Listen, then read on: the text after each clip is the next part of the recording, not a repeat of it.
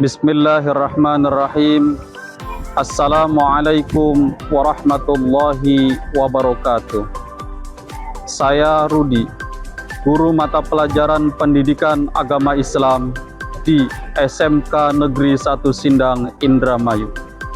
Saya menjadi mahasiswa PPG dalam jabatan batch 2 kategori 1 IAIN Syekh Nurjati Cirebon tahun 2023. Pada kesempatan ini saya akan melaksanakan praktek uji kinerja di kelas 10 TKJ 2 dengan materi pokok sejarah dan peran tokoh ulama penyebar Islam di Indonesia dengan menggunakan model pembelajaran based learning. Wassalamualaikum warahmatullahi wabarakatuh. Assalamualaikum warahmatullahi wabarakatuh. Waalaikumsalam warahmatullahi wabarakatuh. Alhamdulillahirabbil alamin wa bihi nasta'in ala umuri dunya waddin wa ala alihi washabbihi ajmain. Allahumma shalli ala Muhammad wa ala ali Muhammad. Puji syukur kehadirat Allah Subhanahu wa taala, salawat dan salam tercurah limpahkan kepada junjungan kita Nabi besar Muhammad sallallahu alaihi wasallam. Baik anak-anakku, sebelum kita belajar, alangkah baiknya kita berdoa terlebih dahulu agar apa yang kita lakukan hari ini mendapatkan keberkahan dari Allah Subhanahu wa taala. Silakan KM dipimpin berdoa terlebih dahulu. Siap. Sebelum belajar, mari kita baca doa. Baca doa dalam hati, mulai. Selesai. Memberi salam. Assalamualaikum warahmatullahi wabarakatuh. Waalaikumsalam warahmatullahi wabarakatuh. Baik, anak-anakku, sekarang Pak Rudi mau absen terlebih dahulu ya. Hari ini apakah ada yang tidak hadir? Hadir. Hadir semuanya, hadir semua? Iya. Ya, alhamdulillah kalau hadir semua ya. Pak Rudi ingin ngecek kesemangatan kalian dulu sebelum mulai belajar ya, biar kalian jangan sampai loyo. SMK? Bisa. SMK? Bisa. SMK? Bisa. Sensasi? Luar biasa. Sensasi? Luar biasa. Sensasi? Luar biasa. Ya, tepuk tangan buat semuanya. Coba Bapak ingin tanya, kira-kira ngacung yang ingin menjadi orang sukses? Ya, cukup. Ya, saya yakin ya, semuanya pasti ingin menjadi orang sukses. Ada sukses di dunia dan juga ada sukses di akhirat. Nah, dan kita pasti ingin kedua-duanya. Ya. Nah, gimana caranya untuk menjadi orang sukses? Nah, caranya maka kalian harus belajar yang baik. Ya. Harus belajar yang baik supaya kalian mempunyai pengetahuan. Ya. Karena ada Rasulullah, yarfa'illahu alladhina amanu minkum walladzina utul ilma darajah. Barang siapa yang berilmu dan berpengetahuan, maka Allah akan meninggikan derajatnya. Loh ya, itu enaknya orang yang berilmu. Maka oleh karena itu kalian belajar yang baik ya, supaya kelak kalian bisa menjadi orang sukses. Anak-anakku sekalian, sebelum kita ke materi selanjutnya, Papa ingin mengulas materi yang kemarin kita pelajari terlebih dahulu. Ya, kira-kira kalian masih ingat materi yang kemarin? Nah, alhamdulillah ya. Nanti coba Pak Rudi ingin tanya ya. Nah, nanti kalian harus jawab. Apa sih fikih muamalah? Masih ada yang ingat? Saya, Pak. Ya, coba Ruby sebutkan. Cabang ilmu fikih yang membahas mengenai transaksi dan jual beli. Ya, tepuk tangan buat Ruby. Baik, sekarang lanjut ya. Nah, apa sih konvensional itu? Masih ada yang ingat? Coba ngacung. Coba Rival sebutkan. Konvensional adalah transaksi yang tidak memiliki prinsip hukum. Tidak memiliki prinsip hukum. Ya, tepuk tangan buat Rival. Konvensional adalah transaksi yang tidak memiliki prinsip hukum agama tertentu, ya. Jadi tidak mengacu kepada syariat Islam ataupun agama yang lain. Yang penting di mana ada keuntungan yang mereka kejar, ya. Prinsipnya adalah untung. Itu yang dimaksud dengan konvensional. Lanjut. Sekarang satu lagi ya, masih ada satu pertanyaan lagi. Oke. Nah, ini. Apa sih syariah? Masih ada yang ingat? Saya, Pak. Iya, Lili. Coba sebutkan, Lili. Apa yang dimaksud dengan syariah? Syariah adalah transaksi yang mempunyai prinsip patuhan terhadap hukum Islam. Ya, tepuk tangan buat Lili. Oke, sekarang kita lihat ya. Nah, syariah merupakan transaksi yang mempunyai prinsip patuh terhadap hukum Islam yang melarang adanya unsur riba atau spekulasi berlebihan, ya, dan juga bisnis haram. Jadi bisnis haram itu termasuk riba, atau spekulasi yang berlebihan juga termasuk riba, ya. Oke, baik. Sekarang kita lanjut ya. Oke. Sekarang kita lanjut ke materi berikutnya, yaitu sejarah dan peran tokoh ulama penyebaran agama Islam di Indonesia, ya. Jadi sistem awal masuk Islam ke Indonesia itu seperti apa, ya. Nanti kita pelajari pada pertemuan hari ini, ya. Nanti tujuan dari pembelajaran kita kali ini adalah yang pertama, nanti kalian dapat menganalisis sejarah dan peran tokoh ulama penyebar ajaran Islam di Indonesia. Oke, sekarang kita baca ayat terlebih dahulu ya. Ada yang bersedia untuk membacakan? Coba Denny bacakan. A'udzu billahi minasyaitonir rajim. Bismillahirrahmanirrahim. Ud'u ila sabili rabbaka bil hikmati wal mau'idah. Ya, tepuk tangan buat Denny. Cukup. Coba ada yang bersedia untuk membacakan terjemahnya? Saya, Pak. Ya, Nova. Silakan dibacakan terjemahnya, Nova. Artinya, serulah manusia kepada jalan Tuhanmu dengan hikmah dan pengajaran yang baik, dan berdebatlah dengan mereka dengan cara yang baik. Sesungguhnya Tuhanmu, dialah yang lebih. Sekarang mulai ya ke materi, yaitu sejarah dan peran tokoh ulama penyebaran Islam di Indonesia, ya. Penyebaran Islam di Indonesia itu tidak terlepas dari caranya atau teori penyebarannya, ya. Teori penyebaran Islam di Indonesia yang terkenal di masyarakat itu ada 5 jenis teori, yaitu teori Gujarat atau teori Hindia, ya, karena Gujarat itu merupakan wilayah bagian dari Hindia, ya. Teori Arab, berikutnya teori dari Persia, ya. Terus teori Tiongkok dan juga teori Turki atau dari Irak. 5 jenis teori ini semuanya itu tidak terlepas dari cara masuknya. Islam di Indonesia itu tidak tumbuh sendiri, melainkan jasa dari bangsa lain, ya, yang membawa Islam masuk ke Indonesia. Seperti halnya dari jalur perdagangan.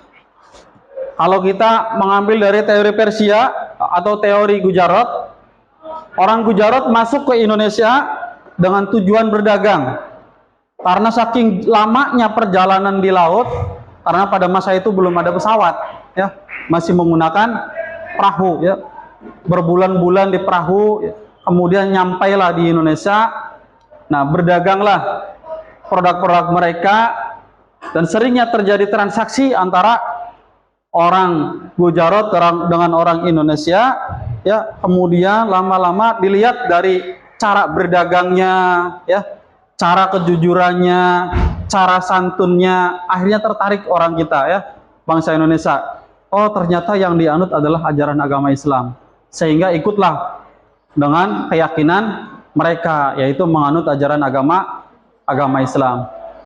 Nah, semakin tumbuh, semakin berkembang, maka semakin banyak penganut ajaran agama Islam hingga menjadi mayoritas ya bangsa kita menganut ajaran agama Islam. Dan juga hingga tumbuh ya kerajaan-kerajaan di berbagai wilayah ya, seperti adanya kerajaan Aceh ya, adanya kerajaan Cirebon ya, adanya kerajaan Banten dan lain sebagainya, masih banyak ya. Itu adalah berkat bangsa lain yang membawa ajaran agama Islam kepada bangsa kita. Dari ulama Islam berpendapat bahwa Islam masuk di Indonesia itu sejak pertama Hijriah, yaitu mulai dari abad ke-7 Masehi, awal Hijriah ya, dari penyebaran agama Islam yang dibawa oleh para sahabat. Itu yang dikemukakan oleh Buya Hamka, bahwasanya Islam masuk di Indonesia itu dari abad ke-7 Masehi. Sekarang kita lanjut ya. Nanti Bapak akan menyuguhkan sebuah video. Silakan lihat, amati, cermati isi dalam video ini ya. Silakan kalian amati dulu ya.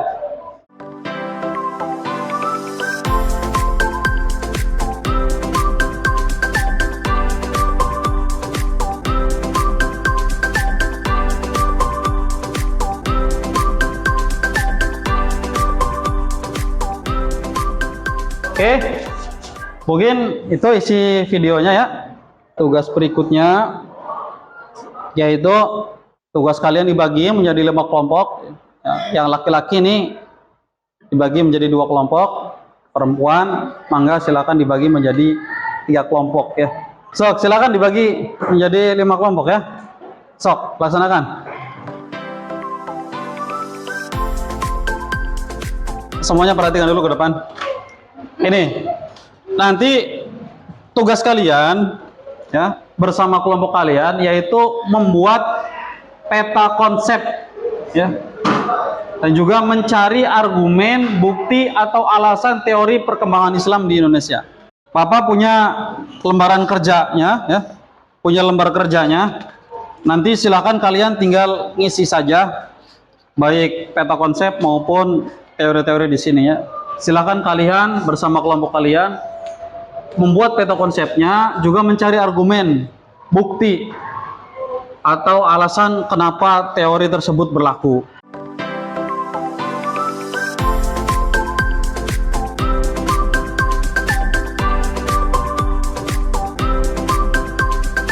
Silakan ya, kalian diskusikan bersama kelompok kalian tentang video yang tadi diputar ya. Video yang tadi diputar, cari teorinya, cari buktinya, alasannya dan argumennya ya, kenapa teori tersebut berlaku, serta bikinlah peta konsepnya ya. Udah paham semuanya? Ngerti? Baik, kalau sudah paham, sudah ngerti, silakan dikerjakan ya. Selamat mengerjakan.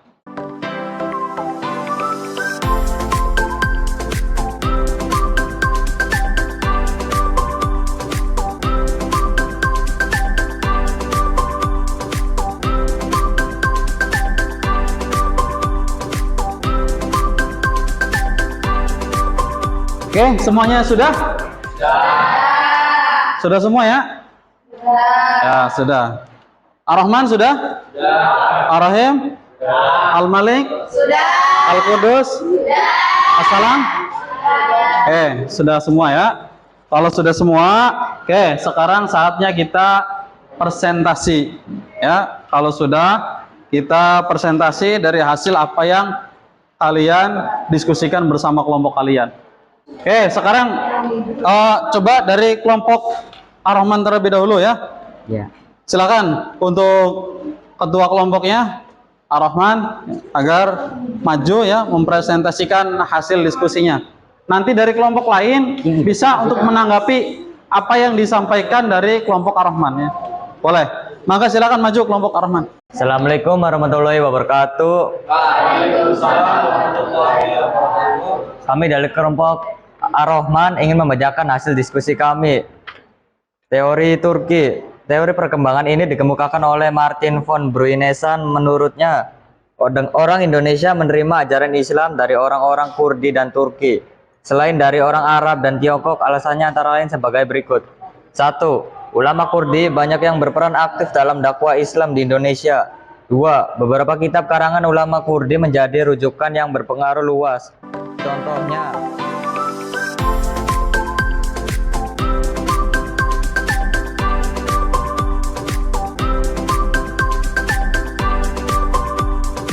Ya, itulah tadi presentasi dari kelompok Ar-Rahman ya. Barangkali dari kelompok lain, apakah ada yang ingin menanggapi? Saya.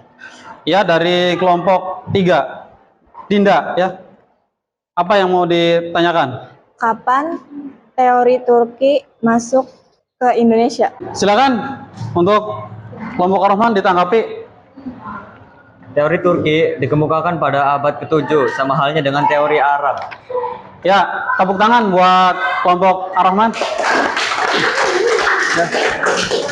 Assalamualaikum warahmatullahi wabarakatuh.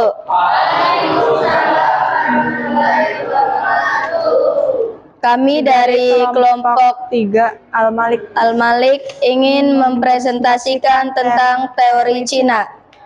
Sejarah dan warisan budaya Cina memiliki sejarah yang panjang dan kaya. Dengan tradisi dan filsafat yang telah berkembang selama ribuan tahun, konsep-konsep dalam teori Cina telah menjadi bagian integral dari budaya dan masyarakat Cina dan terus diteruskan dari generasi ke generasi. Itulah presentasi dari kelompok kami. Wassalamualaikum warahmatullahi wabarakatuh. Waalaikumsalam warahmatullahi wabarakatuh. Ya, tepuk tangan buat semuanya.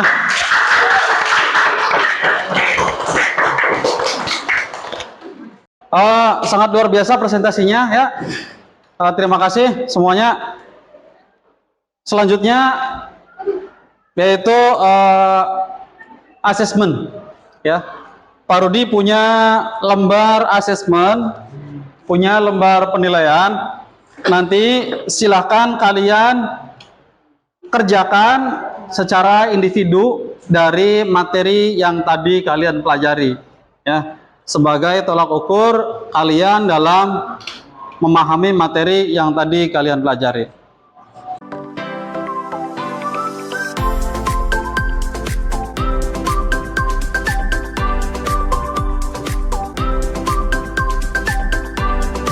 Baik, semuanya sudah?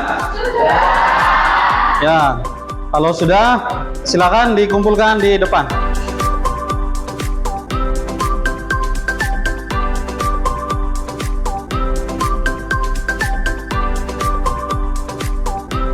Setelah kalian mengerjakan asesmen tadi, mungkin cukup sekian materi hari ini. Ya, mudah-mudahan apa yang kita pelajari hari ini bermanfaat bagi kita semua. Amin ya. Oke, sebelum paruh ditutup, Bapak ingin bertanya terlebih dahulu ya. Kira-kira manfaat dari pembelajaran hari ini itu apa? Kira-kira ada yang tahu? Coba Bapak ingin tanya ke Ruby ya. Ruby, kira-kira manfaat pembelajaran hari ini apa? Manfaat dari pembelajaran hari ini adalah mengenal sejarah perkembangan Islam di Indonesia. Sudah cukup. Ada lagi? Cukup. Cukup? Ya, tepuk tangan buat Ruby. Oke, selanjutnya Bapak ingin bertanya ya ke Rival. Coba Rival, sebutkan 5 jenis teori perkembangan Islam di Indonesia. Teori Gujarat, teori Arab, teori Persia, teori Cina, dan teori Turki.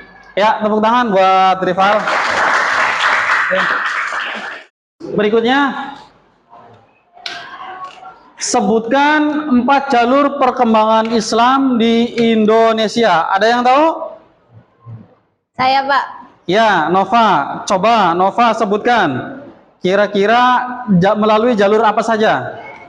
jalur perdagangan, terus pernikahan, pendidikan, akulturasi budaya. Akulturasi budaya. Ya, tepuk tangan buat Nova. Ya.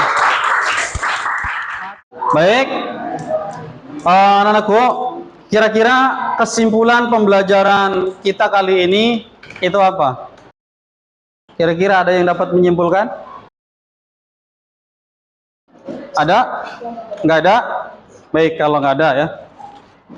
Kesimpulan pembelajaran kita kali ini, bahwasanya Islam masuk di Indonesia itu tidak luput dari peranan para ulama yang telah menyebarkan Islam di Indonesia itu dengan cara yang santun, dengan cara yang ramah, dengan cara yang baik, sehingga diterima oleh masyarakat Indonesia dengan baik ya.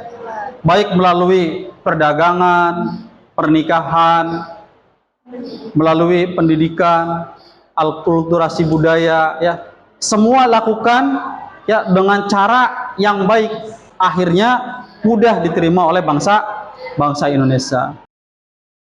Setelah lahir generasi-generasi Islam ya, maka muncullah berbagai kerajaan-kerajaan di berbagai wilayah ya, seperti di Cirebon ada ya kerajaan Cirebon, di Demak ada kerajaan Demak, di Banten ada kerajaan Banten, di Aceh ada kerajaan Aceh ya. Semua menerima ajaran Islam dengan baik ya. Oke, mungkin itu kesimpulan dari pembelajaran kita kali ini. Ada yang mau bertanya? Nggak ada? Cukup? Baik, kalau cukup ya, mungkin itu ya materi kita kali ini. Mudah-mudahan bermanfaat bagi kita semua. Amin amin ya robbal alamin. Oke, SMK? Bisa. SMK? Bisa. Pensasi? Luar biasa. Pensasi? Luar biasa. Bapak akhiri, kurang lebihnya mohon maaf. Assalamualaikum warahmatullahi wabarakatuh.